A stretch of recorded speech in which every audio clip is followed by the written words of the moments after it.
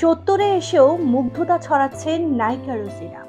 বয়স 70-এর ঘরে মনে হচ্ছে নিজের রূপ লাবণ্যে দিনকে দিন মোহনীয় হয়ে উঠছেন তিনি। বয়সকে আড়াল করে রীতিমতো মুগ্ধতা ছড়াচ্ছেন কিংবদন্তি এই অভিনেত্রী।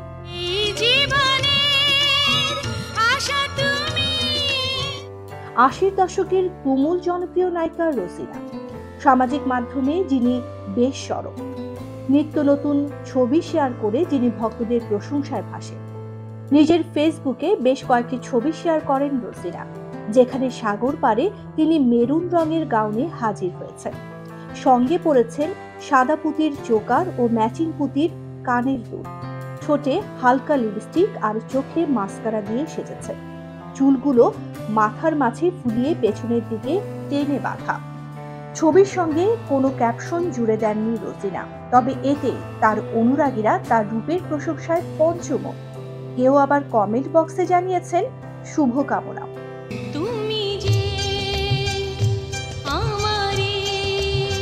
1976 সালে জানোয়ার চলচ্চিত্রের সহনায়িকা হিসেবে সিনেমায় নাম লেখান রোজিনা। তবে এফ কবির পরিচালিত রাজমহল সিনেমায় নায়িকা হিসেবে কাজ শুরু করেন। এরপর আর রোজিনাকে পেছনে ফিরে তাকাতে হয়নি। একের পর এক ব্যবসা সফল সিনেমা উপহার দিয়েছেন। শাবানা, ববিতা, সুচরিতার পাশাপাশি তিনিও হয়ে ওঠেন একজন সুপারহিট তারকা। রোজিনা অভিনীত কিছু উল্লেখযোগ্য সিনেমার মধ্যে রয়েছে চোখের মনি, সুখের সংসার, সাহেব, তাসের ঘর, হাসু আমার হাসু, হিসাব চাই, বন্ধু আমার, কসাই, জীবনধারা, সুলতানা, ডাকু, মানসী, দোলনা, দিনকাল, রসের বাইরানি, জীবনধারা, রূপবান, আলুমতি, প্রেমকুমার, হামসে হ্যায় জামানা সহ প্রায় 300 সিনেমা। চিত্রনায়িকা হিসেবে রোজিনা দেশ বিদেশে সমাদৃত হন।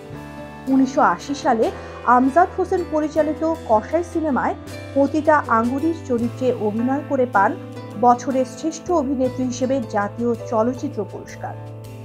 1988 খ্রিস্টাব্দে মতিন রহমান পরিচালিত জীবনধারা সিনেমায় অভিনয়ের জন্য দ্বিতীয়বারের মতো জাতীয় চলচ্চিত্র পুরস্কারে ভূষিত হন রোজিনা। এছাড়া 1986 সালে পাকিস্তানে হাম দো হ্যায় সিনেমায় অভিনয়ের জন্য পাকিস্তানের নিগার অ্যাওয়ার্ড লাভ করে ভারতীয় উপমহাদেশে চমক সৃষ্টি করেন এবং বাংলাদেশের জন্য সুনাম বয়ে নিয়ে আসেন।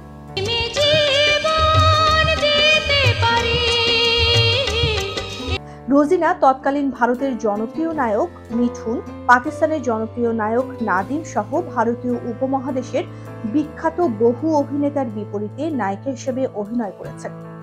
অভিনয়ের জন্য চিত্রনায়িকা রোজিনা ভারত, পাকিস্তান, শ্রীলঙ্কা সহ বিভিন্ন দেশ হতে ছোট বড় প্রায় 15টি আন্তর্জাতিক পুরস্কার লাভ করে নজির সৃষ্টি করেন। 1990 সাল পর্যন্ত তার অভিনীত সিনেমার সংখ্যা দাঁড়ায় 255। 1990 সালের পর তিনি কলকাতায় পাড়ি জমান এবং সেখানে প্রায় 20টি সফল সিনেমায় নায়িকা হিসেবে অভিনয় করেন। 2005 সালে রাক্ষসী সিনেমার পর আর সিনেমায় কাজ করেন, তবে বিরতি ভেঙে 2023 সালে নিজের পরিচালিত সিনেমা ফিরে দেখাতে হাজির হন রোজিনা।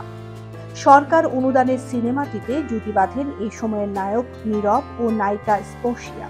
এছাড়াও ইলিয়াস কাঞ্চনকেও সিনেমাটির গুরুত্বপূর্ণ একটি চরিত্রে দেখা যায়।